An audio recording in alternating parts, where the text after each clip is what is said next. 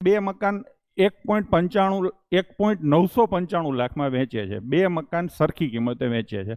પહેલા મકાનમાં 5% નફો અને બીજા મકાનમાં 5% ખોટ ગઈ હોય તો સમગ્ર લે વેચમાં તેને કેટલા ટકા નફો કે ખોટ ગઈ હશે? આ ટિપિકલ ક્વેશ્ચન છે। આ રકમની કોઈ જરૂર જ નથી, ટકા આપ્યા છે અને ટકા પૂછ્યા છે।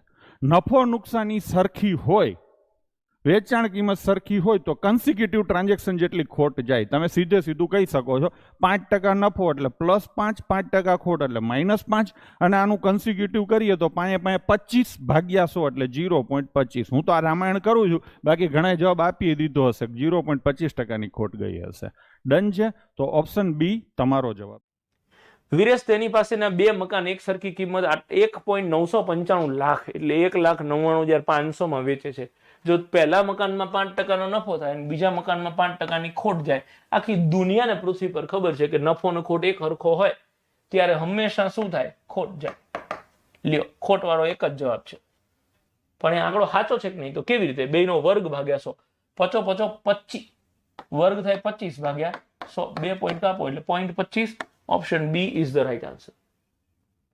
3000 માં વસ્તુને વેચવાથી 20% નફો થાય છે, 2400 માં વેચવામાં આવે તો કેટલા ટકા ખોટ જાય? હવે સીધી વસ્તુ છે કે 20% નફો હોય એટલે 120% સીધા મગજમાં આવે। 120% બરાબર કેટલા રૂપિયા? 3000। તો 2400 રૂપિયા બરાબર કેટલા ટકા? એક તો તમે સીધો આ રીતે ગણી શકો છો, બાકી સમજી નહીં। આંકડા એટલા સરસ છે કે તમે સમજી નહીં મોઢે કરી શકો છો। છેદમાં કેટલા આવશે બાળકો? 3000। હકડો બો ને ત્રે, હકડો બ્રો ને ત્રે, ત્રણે ઉડે તો 8, 12 × 8 = 96% થાય। ટૂંકમાં થવા જોઈએ 100%, થયા 96%, એટલે સીધું કહી શકો કે 4%ની ખોટ જશે। અને વસ્તુને 3000 માં વેચવાથી 20%નો નફો થાય। 3000 રૂપિયામાં તમે વેચો તો 20%નો નફો થાય, એટલે કે 100 રૂપિયાની વસ્તુ 120%માં વેચાય છે। તો આ વસ્તુને 2400 માં વેચવામાં આવે તો કેટલો નફો કે ખોટ થાય? તો 3000 હોય તો 20%નો નફો થાય। તો અગર તમે 2400 માં વેચો તો શું થાય એ તમારે જોવાનું। તમે 0 ઉડાડીને ગુણ્યા 8 કર્યા છે, તો અહીંયા 0 ઉડાડીને ગુણ્યા 8 કરો એટલે 96%, 96% થાય।